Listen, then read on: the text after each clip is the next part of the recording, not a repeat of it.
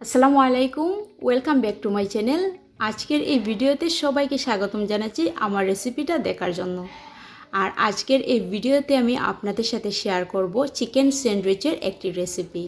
খুবই সহজে কীভাবে এই চিকেন স্যান্ডউইচ রেস্টুরেন্টের মতো আপনি বাসায় তৈরি করতে পারেন আজকের এই ভিডিওতে শিখে নেবেন।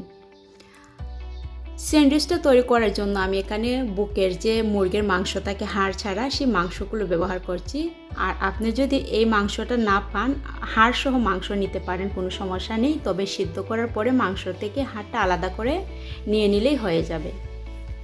আমি এখানে কিছু রসুনের গুঁড়া দিয়ে দিচ্ছি আর দিয়ে দিচ্ছি আদা গুঁড়া।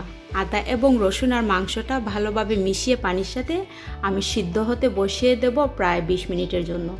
আর 20 মিনিটেই কিন্তু পানিটা শুকিয়ে যাবে এবং আমার মাংসটাও সিদ্ধ হয়ে যাবে। এবার মাংসগুলো তুলে নিয়ে আমি এভাবে চাকুটা দিয়ে ছোটো ছোটো করে জুড়ি জুড়ি করে কেটে নিয়েছি। আর এখানে নিয়েছি কিছু শসা এবং গাজর। তবে আপনি সবজিটা যদি স্কিপ করে যান তাহলে যেতে পারেন, কোনো সমস্যা নেই। চিকেন স্যান্ডউইচ বানানোর জন্য যে প্রধান উপকরণটা আমাদের লাগবে সেটা হচ্ছে মেয়োনিজ। আমি এখানে কিছু মেয়োনিজ ব্যবহার করছি আর এভাবে মিশিয়ে নিচ্ছি সব একসাথে।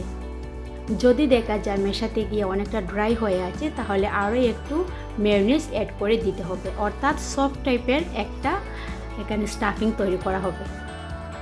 অল্প পরিমাণে প্রায় হাফ চা চামচের মতো আমি ঘি ব্যবহার করছি সুন্দর একটা স্মেল পাওয়ার জন্য। তবে আপনি চাইলে এখানে বাটার ব্যবহার করতে পারেন।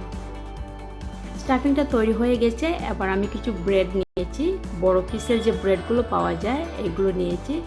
আর ব্রেডের সাইডে যে শক্ত একটা অংশ থাকে সেটা আমি এভাবে কেটে আলাদা করে নিচ্ছি। আমি এগুলো ফেলে দেব না, আমি তুলে রাখছি, কারণ এগুলো থেকে কিন্তু খুবই সুন্দর হোমমেড ব্রেড ক্রাম তৈরি করা যায়। তাই ফেলে না দিয়ে আপনারাও তৈরি করে নিতে পারেন হোমমেড ব্রেড ক্রাম। এভাবে যখন এর সাইডটা আলাদা করা হয়ে যাবে, তারপরে আমি এই যে স্টাফিংটা তৈরি করে রেখেছি সেটা এর সাথে অ্যাড করে দেব।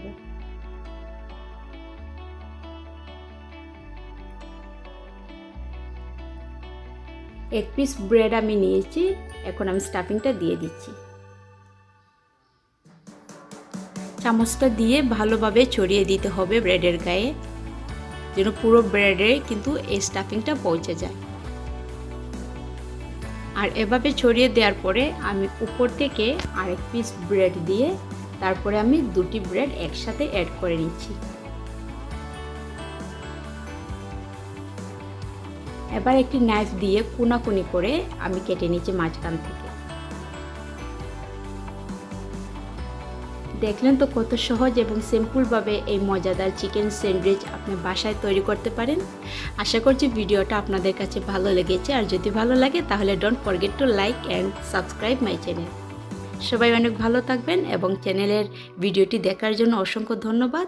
আমি আপনাদের সবার কাছ থেকে বিদায় নিচ্ছি। আল্লাহ হাফেজ।